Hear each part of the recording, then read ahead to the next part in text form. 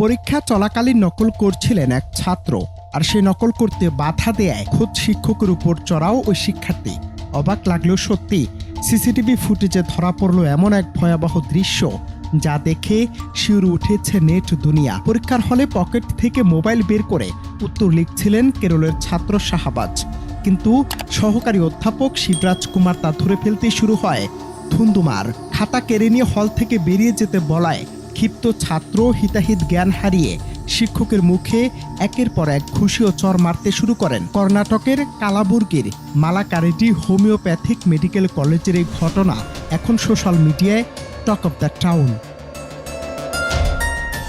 ঘটনাটি ঘটেছিল বেঙ্গালুরের homeopathic materia Medica পরীক্ষার দিন, যখন অত্যন্ত গুরুত্বপূর্ণ এই পরীক্ষা চলাকালীন শাহবাজকে হাতে নাতে ধরেন দায়িত্বরত শিক্ষক।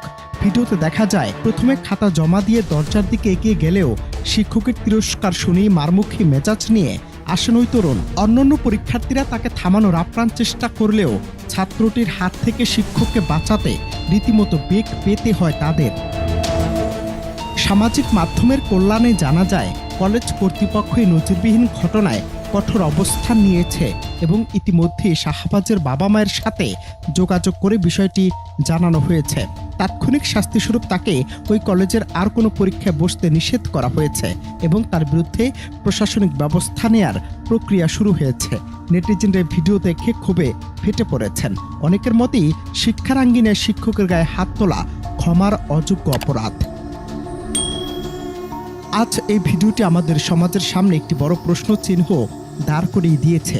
আমাদের শিক্ষা ব্যবস্থাকে কেবল ডিগ্রি দিচ্ছে, তাকে নৈতিকতা শেখাতে ব্যর্থ হচ্ছে। একজন হবু চিকিৎসকের এমন উগ্র আচরণ জননিরাপত্তার জন্য কতটা হুমকি স্বরূপ তা নিয়েও চলছে না বিশ্লেষণ। সংবাদের শিরোনামে থাকায় ঘটনাটি এখন ইন্টারনেটে দাবানলের মতো ছড়িয়ে পড়েছে, যেখানে মানুষ অভিযুক্ত ছাত্রের দৃষ্টান্তমূলক শাস্তির দাবি জানিয়েছেন। অনন্ত হাসান মাসুদ, বাংলা টিভি।